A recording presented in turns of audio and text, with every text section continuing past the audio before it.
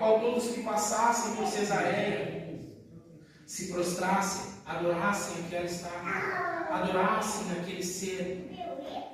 E ali Israel começa a ser cada vez mais e mais se afastando do Senhor, cada vez mais e mais se perturbando com coisas iníquas, com coisas contaminosas no nosso espírito. A gente sabe que a palavra do Senhor, a maioria das coisas que o Senhor fala, a maioria das coisas que o Senhor nos alerta é sobre adoração a falsos deuses. A adoração a falsos deuses. E até quando, igreja? A gente não vai acordar para isso. E eu tirei hoje a ministração em casa, eu estava estudando, e falava forte sobre a inclinação à adoração a falsos deuses.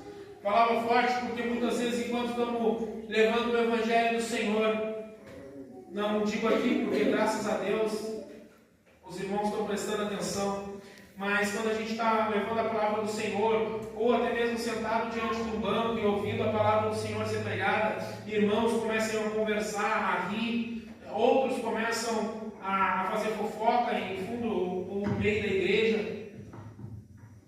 Cadê a adoração a Deus? Cadê a guardar o pé quando entra na casa do Senhor? Aonde ficou o temor de Deus? Quando o homem perde o temor do Senhor, é um passo para o abismo. Quando o homem já não quer mais saber, eles entram na casa do Senhor hoje, tem igrejas que até chimarrão entram tomando. Se duvidar, uma pipoca começa a comer na hora do culto. Em vez de ouvir a palavra.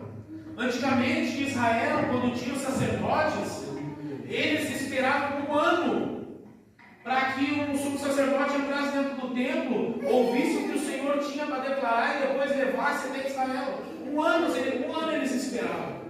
E hoje, pela glória do Senhor, a gente tem culto quase todos os dias nessa igreja.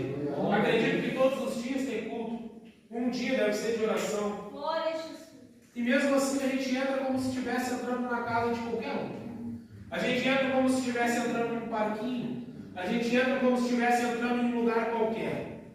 Sendo que é aqui que muitos irmãos oram, choram, glorificam, clamam ao Senhor. Eu não digo que aqui é a casa de Deus, porque a casa de Deus somos nós. A Bíblia mesmo diz isso. Não sou eu que estou falando. Aqui é uma casa de oração. E sim, a gente está aqui para ouvir a palavra, para ter comunhão entre os irmãos, para ter amizade entre os irmãos.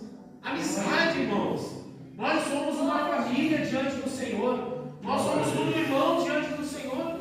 E tem irmãos que não querem mais ser amigos de irmãos, porque estão afundados na idolatria própria, rastejando sobre o seu próprio ventre, que nem Satanás fez em Gênesis, rastejando sobre as suas próprias vontades.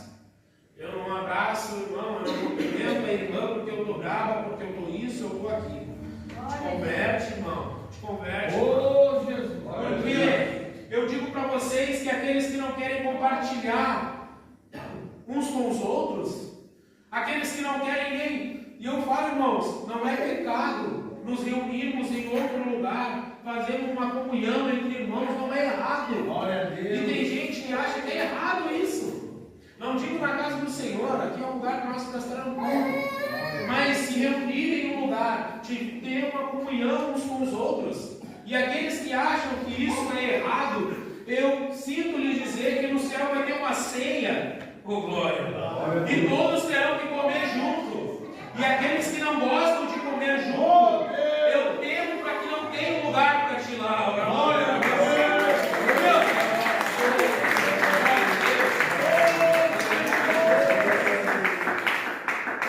Jesus mesmo declarou para os seus discípulos na última ceia dele: essa é a última vez que eu sei com vocês aqui, mas está sendo preparado um lugar onde nós vamos cear uma vez mais, nas bodas do Cordeiro, naquele casamento lindo que terá no céu. Glória a Deus. O Senhor diz no Antigo Testamento, a palavra do Senhor vai dizer que o Senhor diz para o povo: já estou cansado de vocês ter relações em todos os lugares. Diante dos bosques, diante dos pedregais, diante dos desertos, não há lugar onde vocês não tiveram relações. E quando eu falo relações, a gente sabe que Deus, Ele é o noivo, a igreja é a noiva. A gente bem sabe que não está falando de uma relação sexual. Mas se Jesus nos declara como noivo, e nós como noiva, como igreja, aquele que se prostra diante de outro Deus, aquele que se prostra diante de outra adoração, esse está tendo relação, está sendo infiel com o nosso noivo.